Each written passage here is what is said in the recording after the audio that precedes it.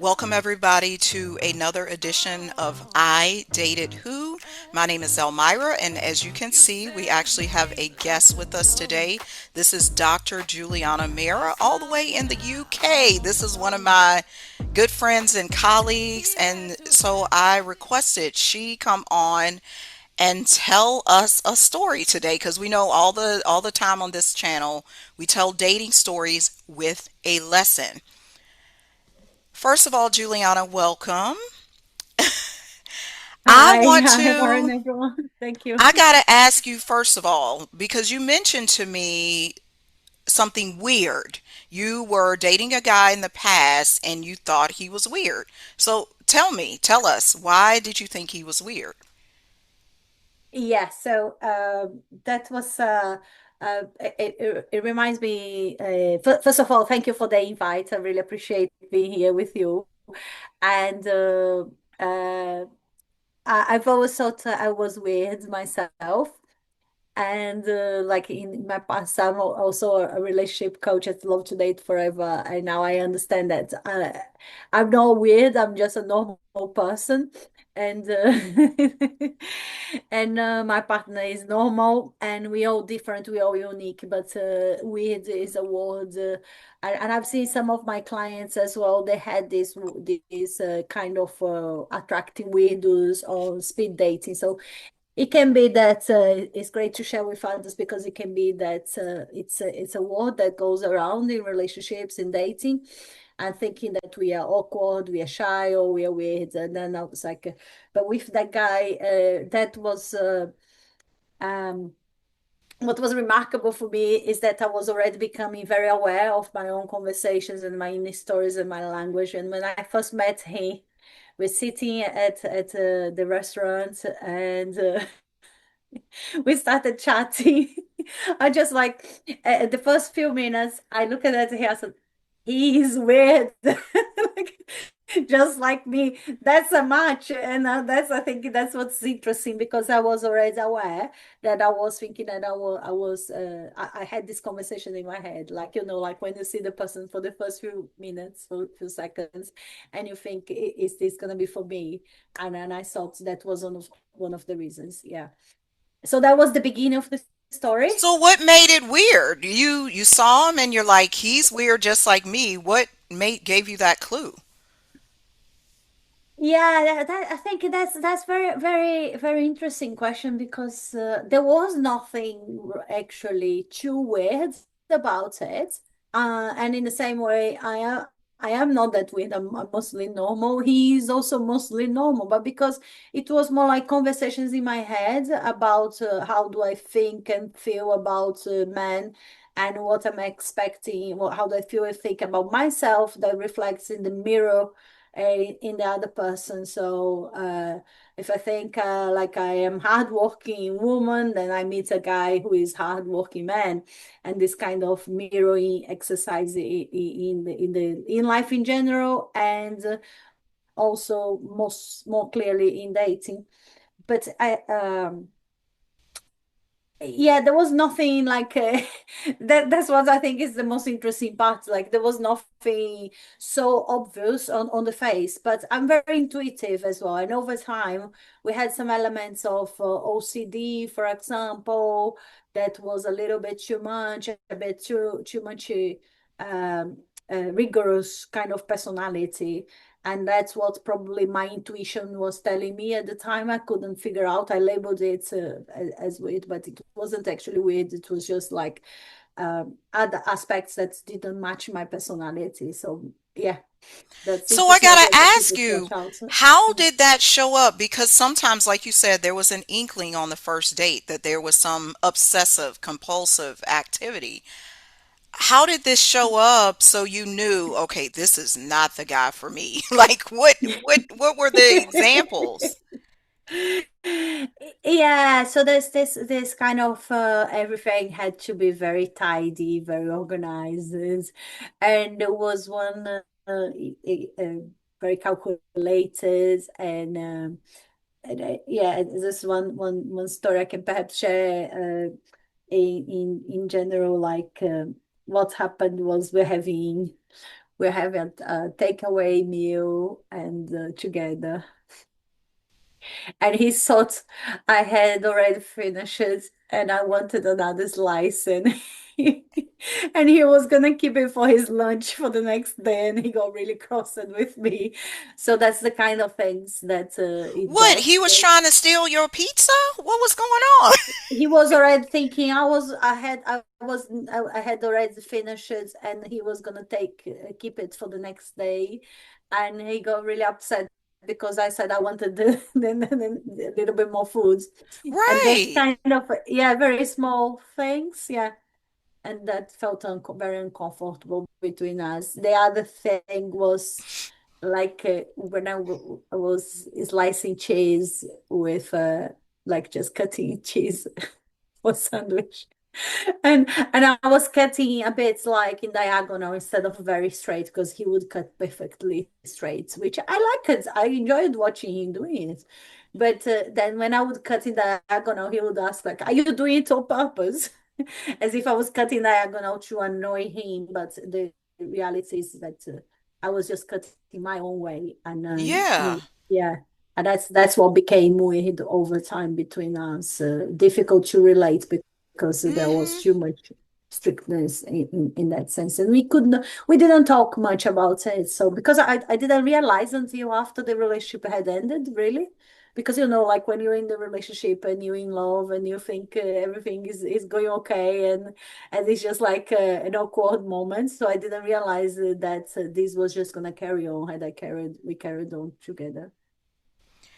Yeah, because those are some clear signs. We call them, and I know this week you've been highlighting green flags and not red flags. But I would kind of call this maybe like a yellow flag because it was Yeah, just a but cautionary because he's kind of judging the way you cut the cheese and you want to do it diagonally, he want to do it straight. What do you say to someone, it could be a man or woman, who notices those things in their date, in their partner? Because they may pick up those little things, but it's not enough for a breakup. How should that person proceed?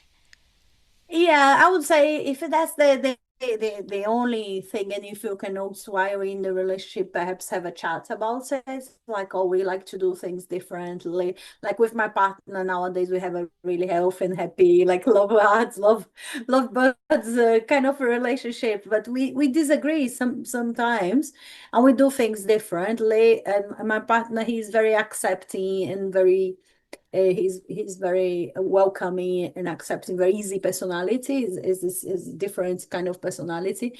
But if we disagree, we talk about it and we just agree to disagree. And so it's not a lot of things that we'll largely disagree, but we're just gonna say, okay, or we don't agree in the way we cut the cheese, for example. It's not the case with my partner now, but we just do things differently, and we Hmm. we don't worry about it, like, or we learn with each other. Uh, and then uh, yeah, so it's um, yeah, like my partner was saying, like when at home, like when you're doing in the morning, like before, because I tend to forget to do the laundry, for example, and he's like, oh, before you unload the dishwasher, unload the laundry, the washing machine as well. So we'll learn with each other rather than criticizing or Hmm. demanding each other to do things in a certain way. But if we may disagree on things as well, and we just say, okay, we just disagree here. Yeah. Like we're talking about investments or something the other day, and it's like, oh, I don't think this is possible. I said, yeah, I think this is possible, and we just don't have to agree. Like we don't have to think exactly the same way. So that's what we do, and that we're okay with that because that's not important. Yeah, because to me, why would I want to date myself? Like, think about that. If I was just dating my twin, somebody who did everything exactly like me, who thought like me, who looked like me, who ate like me, who exercised like me, that would be boring. totally. That would be boring. Yeah. What would you say was the big, because what I'm hearing from this guy you dated in the past was he was kind of strict. Now, granted, he may have not been overly taking it to the extreme, but he was strict, and I've been exposed to men like that myself. What was the big lesson you learned from dating him? Yeah, first of all, that we all different, I would say. Yeah, we're just unique and we are special and in our own way. So it doesn't mean that because I would do things differently that I'm weird, for example, or that he's weird in himself because he's meant to be for another person, not for me. And there's nothing wrong with him and there's nothing wrong with me. We all good and we all good enough. We are just amazing as we are. So that's in the Love to Date Forever I call be your authentic self and keep being your authentic self. Don't try to mold yourself. I have a tendency to mold myself to the other personality of the other person. But for example, I like dancing, going out in the night with my girlfriends or with my partner. But I like it, and we've done dancing together. But obviously, as a girl, I like dancing more than he does. So I've got to remind myself to do activities that involve dancing, for example, because he's not going to be although he has invited me to go to a salsa lesson in the past, but because he knew I was gonna like it and he enjoyed dancing, we enjoyed dancing together. But when I notice like if we're not doing it, that's up to me to remind us as a couple that dancing for me is very important and is great for us as a couple as well. So it's like appreciating the differences. I think that's the biggest learning experience. Instead of calling ourselves weird, if someone is listening, thinking, "Oh, actually, I can be very weird with certain things," and then and like I said, I've heard that from clients as well. And she was attracting weirdos in the speed dating. Like It what? was What actually in kind of? the USA showed me like there was like a very country boy with the hat in there like and I was like for her it wasn't her type. It could be for Mm, another girl who likes country, for example, but it wasn't aligned with her. She was more into arts and this kind of design. She had the design business and something completely different, and it didn't work for her. But I also made helped her to become aware that she was having this mindset about attracting weirdos. So mm. if you like, it could be used in another word like strange people or people with bad habits, or say, for example, uh, you want to attract someone who doesn't smoke instead of saying I want to attract someone who doesn't smoke. I have ex who is smokers. Now for me this is a non-negotiable. And myself and my partner we don't do it. But instead of saying I want someone who doesn't smoke, say I want someone healthy. Correct. Yeah. I want someone who goes to the gym, who exercise. So try and phrase it in the positive. So if I keep saying I don't want to attract a weirdo, then I wouldn't end up attracting another weirdo. So instead of say that's where I learned my learning experience was like, okay, we are all unique. I'm unique, and I want to attract someone who is unique and authentic, just like me. I just want me to be myself in his presence and him to be himself in my presence as well. And that's very important in the beginning and throughout the relationship as well, especially when you spend more time together, so we don't change. So that's yeah. So think about what you watch out for what you don't what when it comes up what you don't want. Like in this example, if attracting weird or strange people, then you can say, okay, what would I love instead? What kind of person would I love to be attracting? A guy who is normal, who is responsible, who has got a job, has got a business, is attractive, is tall, is short, and all the kind of details you may want to add or not. But make sure to watch out for any negatives you may be attracting. because I did have other weird dates, and I know today we're just talking about this specific date and relationship, but I had like a weird umbrella guy dates, nights, and there was another one was a hiking a bean bag. So this, it stayed with me. This one I'm referring to, it was the last one that I could see at the first date because I was already a bit aware of my with the pattern, if you like. So watch out for the pattern, especially when something is negative that may be appearing. And Yeah, what I hear you saying is we're responsible for these dates. You know, on this show, I Dated Who, we sometimes try to put the blame on the other person, and it's like, oh, it was because of you I attracted you, and you were OCD, and you made me switch my dancing, and you made me quit. Like, I love to, let's say I love to knit, and we blame the partner for quitting our knitting. No, I did that. Or I attracted because of what I said. I didn't frame my post, like my dating profile, with a positive. I said, I don't want a smoker. I don't want controlling guys. So what do you get? You get a controlling man because you said, I don't want, instead of saying, I would love a peaceful guy. I would love a compassionate guy. So this is so clear because some of these strange and weird dates we go on is because of us. We're making it happen. yeah, it reminds me of Neville Goddard says the world is ourselves pushed out, like what happens inside and inside the head, and obviously in the body as well.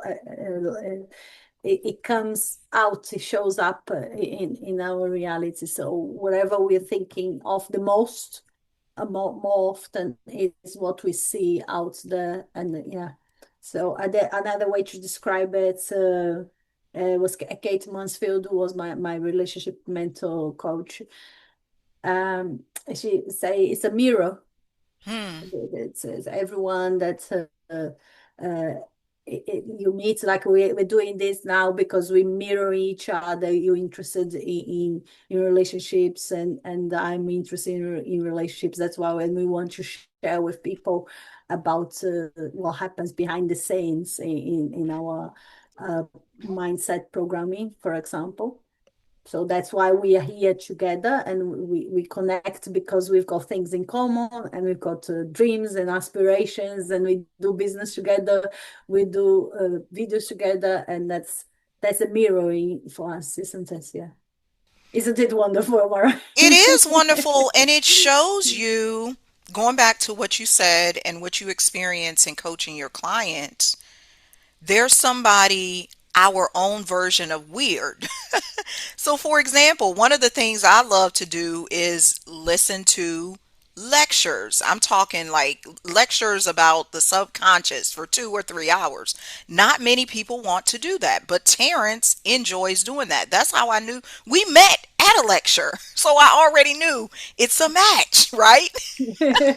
Because most people would say, why are you spending all these hours listening to somebody speak about, let's say, Neville Goddard, or we met at a guy's name called Brother Panic, because he speaks about the subconscious and the chakras and the this and how you can make a better, wealthy life and abundance.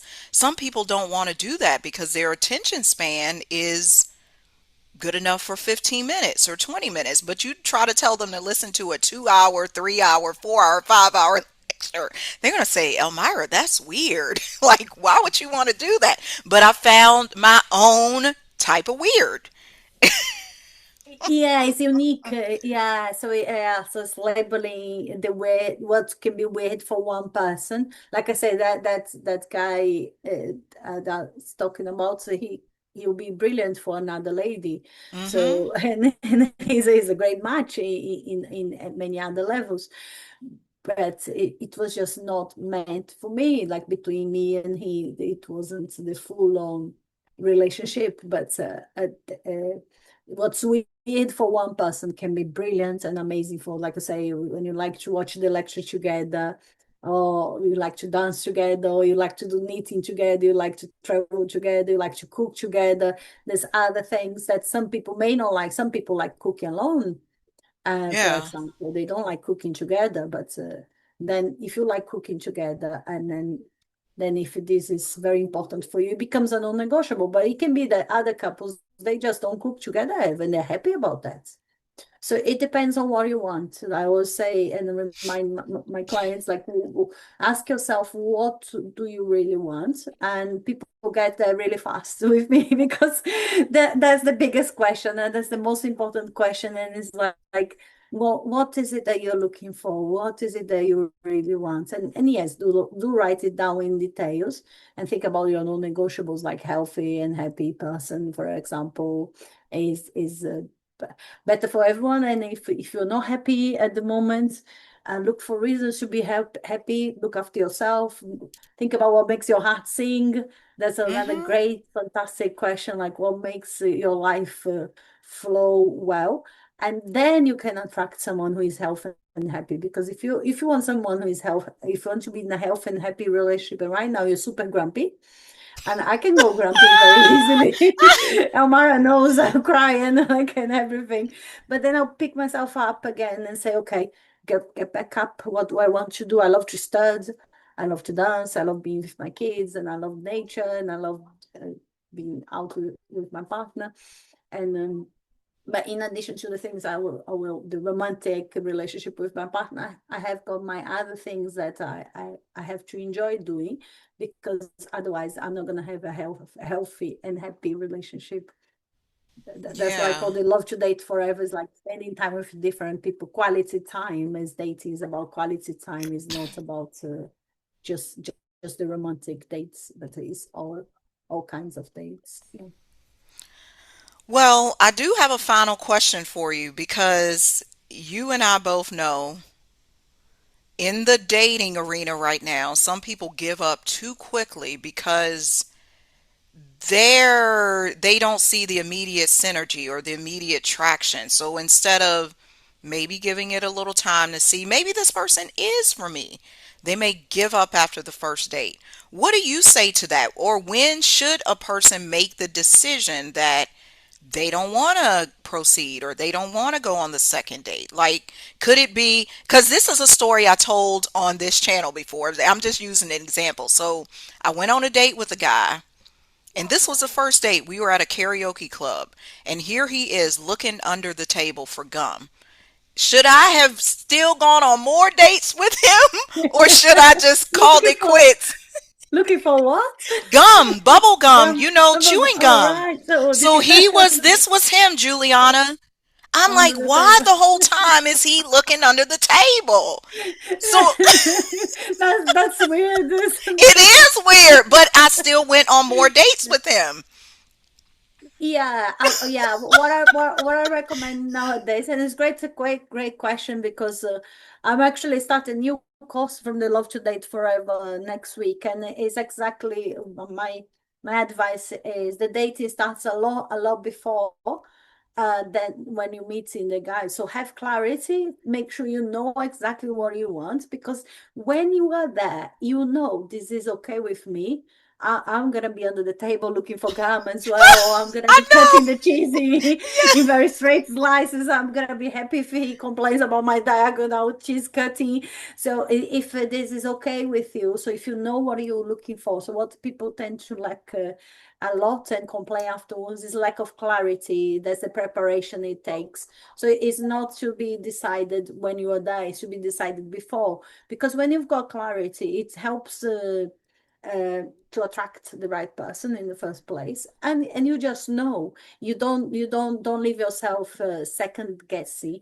And if you're still like second guessing and you're not having clarity, that's where I advise the coaching and the courses. I'm starting a new group on Wednesday next week, and it's 12 weeks journey to roadmap to love, and we start with the vision board, which gives you the detailed clarity only in 2 weeks. Like it's really fast. Like you don't need to spend a lot of time, but you have to do the work and attend the sessions and do the workbook. And you have to have the clarity in the vision boards and then navigate in the data. And that's what I'm teaching. What goes on behind the scenes? How do you know how to behave in a certain way that will bring you more joy and also will bring you more dates, like if you like the person, and you will know if the person likes you when you come in from this confident space. You won't leave yourself second guessing. And then navigating the relationship, because some people will go on 3, 4, 5 dates and then one of them will pull out because there's no clarity between the parties. So if one person in the couple has got the clarity, the other person doesn't even need to do the course, because if one person knows exactly this is gonna go well, and then it just keeps developing, and then and that makes it a lot easier.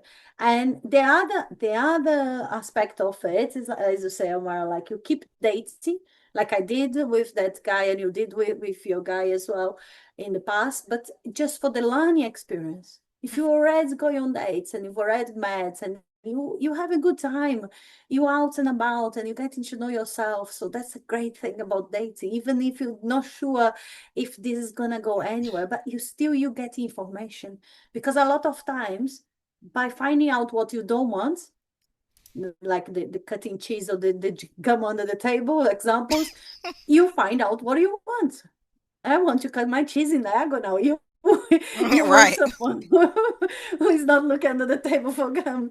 So you find out that what you exactly you want, and by experiencing what you don't want. So don't see it as a bad thing, as a bad date. There's no such a thing as a bad date, I say, because it always gives you more information.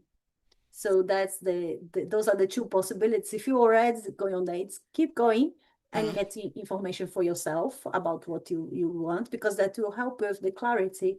And if ideally you get the clarity before you go on the dates as well. So whichever way you get there. Yeah. That's why some people say date is like a numbers game. The more kissing the frogs, isn't it, for the girls, for us girls, like the more trying, and then we get to the one we want. That's one way of doing. The other way is to just have a think before doing it, and thinking and getting to learning the tools and using the tools that we teach, and then you can get there a lot faster, and you don't need to kiss so many frogs. That's so valuable what you shared, because a lot of times as women and men, we think the quote unquote bad dates are a waste, but really it's education, it's experience, it's teaching us a lesson. We're able to see. Now I have because of that guy, I have funny stories. I have so many funny stories. That's why I created this show. If it wasn't for me being adventurous and willing to go on dates, I wouldn't have been able to see how I relate to different types of men. I would have just been stuck in the house, still saying at the age of 48, oh, I wish I would do this, I wish I would do that, but stop wishing and get in the game. Like, that's literally what it is. Cause people say, and I hate that people say this these days. They have this statement that there is piss in the dating pool. And I'm like, that's not true. They're basically saying it's dirty. No, if your perception is it's dirty, it will be dirty. But if your perception is it's clean, you will meet ideal partners all the time. Because I did. Soon as I changed my mentality and I wasn't all, yeah, it's not that bad.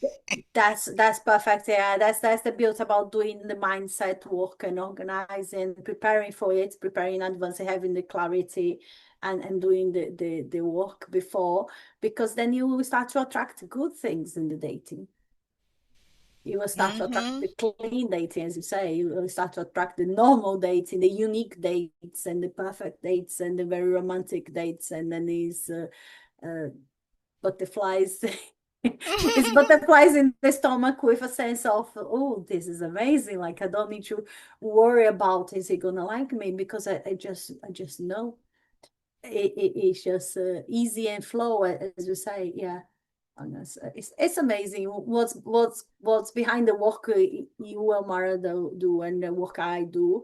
And then it's like if anyone is interested in joining the course just for curiosity, even I'll just say like if people are not dating or they're just not sure, just come for curiosity, just see what is it that we don't get taught at school and we've learned with the coaching and with our own experiences. So um but it does make a big difference, as you say. If you think dating is not a good thing, I get a lot of negative views Hmm. as well about dating, and unfortunately, because dating is a special time, and this dating with your pet, with your parents, your family, your children, your friends, your colleagues at work, or spending time, and then comes the romantic date, and then you got the relationship. But even to have a happy, and if you look out for happy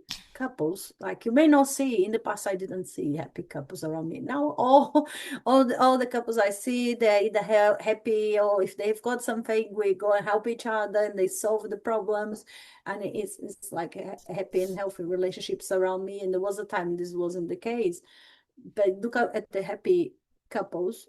They are always doing things together and also with other people as well. They will date other people, they will spend quality time with other special people in their lives. So it's not just the couple. That's one mistake I've made in the past as well, to just do me and the couple. Just just the two people don't make a happy relationship. What makes a happy relationship is a relationship with yourself and with Mm-hmm. everyone around you. Yeah. And then yeah, and then you make room for the couple. Well, everyone, thank you, Juliana. This will be the end of our broadcast for today. I'll put your information in under the description. That way, people can get in touch with you in case they want to join the course or any other things you have to offer. I want to say thank you for joining I Dated Who. We will see you next time. Goodbye. Happy dating Yes. yourself. Okay.